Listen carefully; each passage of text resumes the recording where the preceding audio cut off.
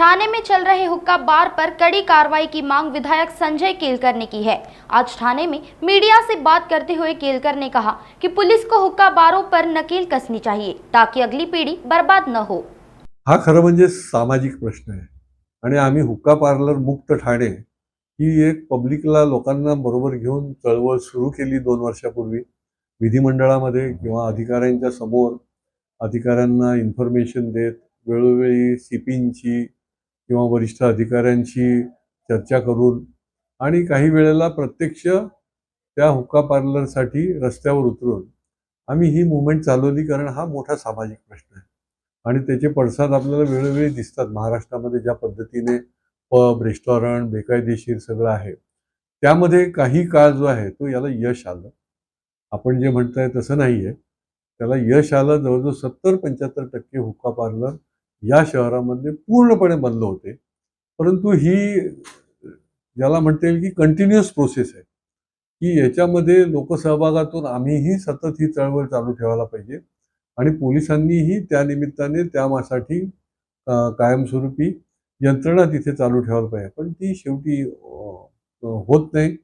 अधिकारी बदलले की आपल्याला वेगळं बघायला मिळतं, कारण शेवटी हा नेक्सस आहे आणि याच्यामध्ये केवळ डिपार्टमेंट नाही तर अनेक लोक या सगळ्या गैर अवैध कामामध्ये गुंतलेले आहेत की ज्याच्यामध्ये पैसे आहेत, हप्ते आहेत।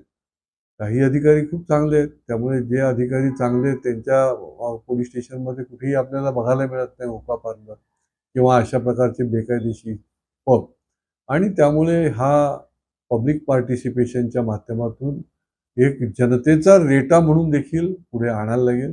कारण की अनेक तरुण मुलं जी आहेत ती यामुळे याच्या व्यसनाधीन होतात, याच्या नादी लागतात आणि त्याच्यानंतर याच्यामध्ये ॲडिक्शन आहे। ड्रग्सचं प्रमाण मोठ्या प्रमाणात, माननीय गृहमंत्र्यांनी जाहीर केलं होतं की 10,000 कोटीचे ड्रग्स पकडले।